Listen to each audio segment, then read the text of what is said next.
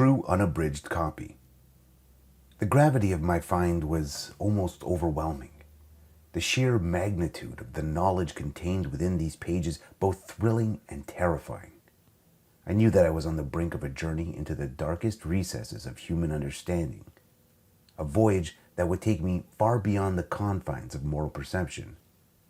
The weekend ahead promised a descent into the unknowable and the forbidden, an exploration of secrets that had lain hidden for centuries. Endowed with a classical education in Latin from my formative years and further enriched by the study of Latin literature during my tenure at the university, I endeavored to decipher the text. The Latin flowed with a beauty and complexity that both fascinated and frustrated me. The script was archaic, the vocabulary dense with obscure terms and convoluted syntax, rendering each sentence a labyrinthine puzzle. I found myself entranced by the challenge, yet increasingly aware of my limitations. Frustrated by the perplexing scriptures that eluded my understanding, I resolved to adjourn my pursuit. My eyes burned from the strain of reading by candlelight, and my mind was a whirlwind of half-formed thoughts and elusive meanings. Reluctantly, I closed the tome and resolved to procure a Latin dictionary from the library on the morrow for a comprehensive translation. As I extinguished the candle and settled into bed, I was overcome with a profound sense of unease, as if I had disturbed something ancient and malevolent. That night, my sleep was plagued by nightmares of an intensity and vividness I had never before experienced. Fleeting visions of cyclopean metropolises haunted my dreams, vast, sprawling cities with towering monoliths that grazed the heavens. The architecture was alien, incomprehensible, evoking a sense of primal dread. I saw Antarctic peaks crowned with ancient spires, their icy facades reflecting a cold, unearthly light. Horrors that oozed and squirmed beyond the bounds of our imaginations crawled through these visions, leaving trails of darkness in their wake. I awoke in a cold sweat, my heart pounding, the images seared into my mind. On the morrow, I vacated my chambers and made my way to the public library in Arkham. My steps hurried, and my thoughts clouded with the remnants of my nightmares. The morning air was crisp, and the streets were alive with the hustle and bustle of daily life. Yet I felt detached, as though moving through a world was somehow less real than the one I had glimpsed in my dreams. The library was a sanctuary of knowledge, its vast collection offering the promise of answers to the questions that now consumed me. Securing a comprehensive Latin dictionary, I hurried back to my dormitory, my heart heavy with a sense of impending revelation. As I passed through the hallways, I became acutely aware of the murmurs of inquisition upon the lips of my fellow students. They congregated in small groups, their glances furtive, their whispers tinged with curiosity and suspicion.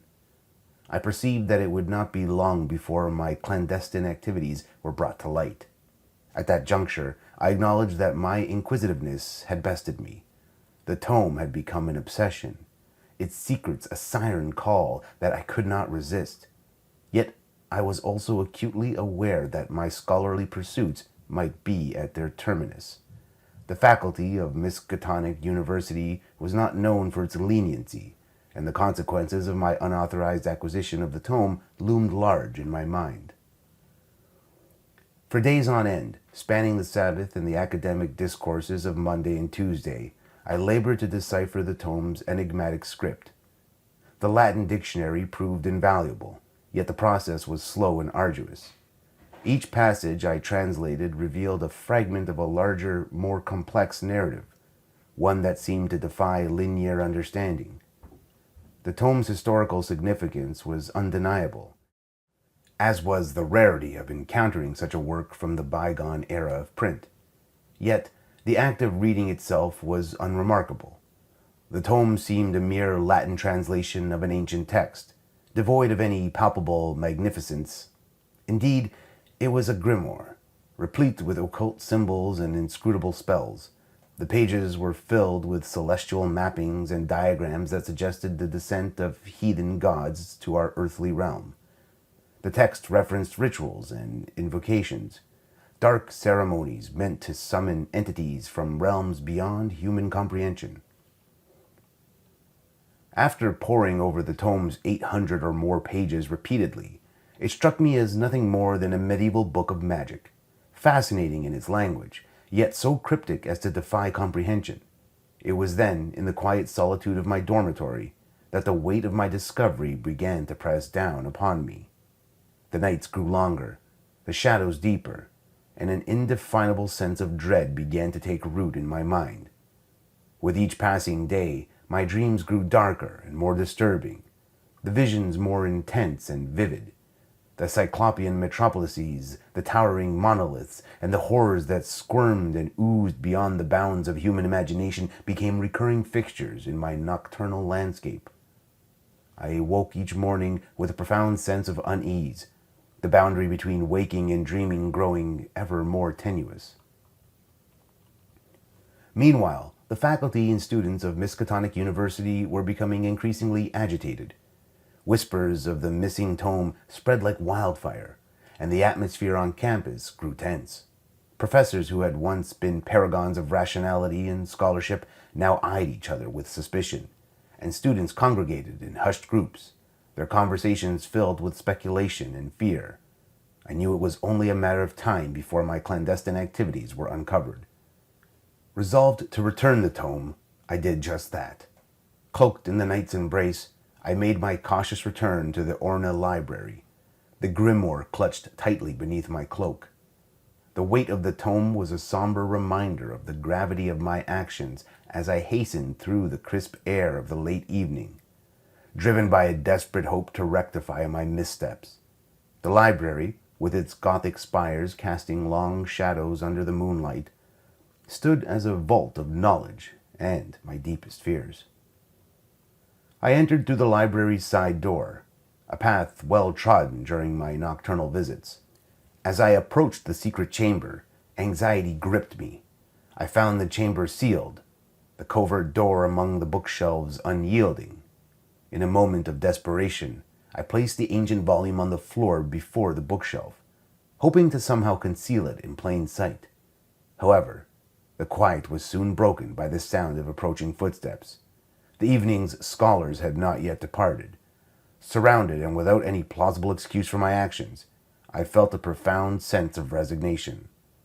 It seemed inevitable that my time at Miskatonic University was drawing to a close.